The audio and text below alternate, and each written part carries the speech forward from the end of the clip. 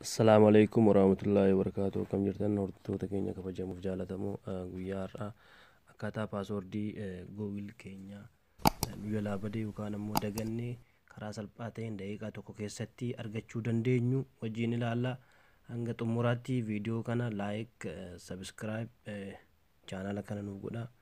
Amma asumaan gara sagantaa dhufneetti dabarra jechaadha.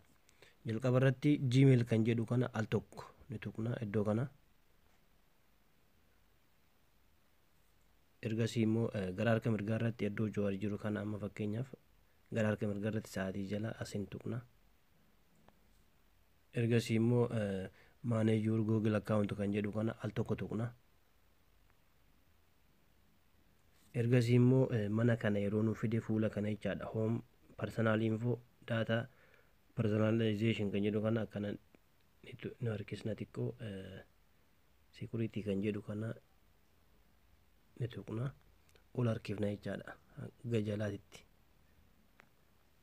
Jala yeroo geenye password manager kan jedhu al tokko tuqna iddoo gadii kanatti jechaadha.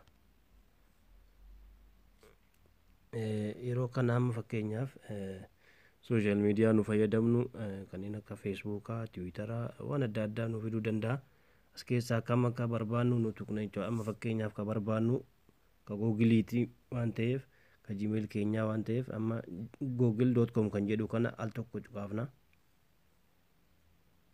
Asumaan paaswordii kennu waan nu gaafatuuf galchee dhufaan eegaa.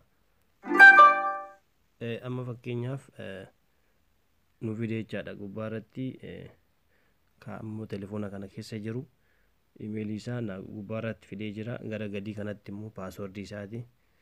Kanuma waan wajjin turtaniif galatoomaa isiniin jenna.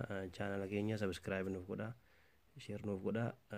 Hanga viidiyoo biraatti walitti deebinutti turtii gaarii.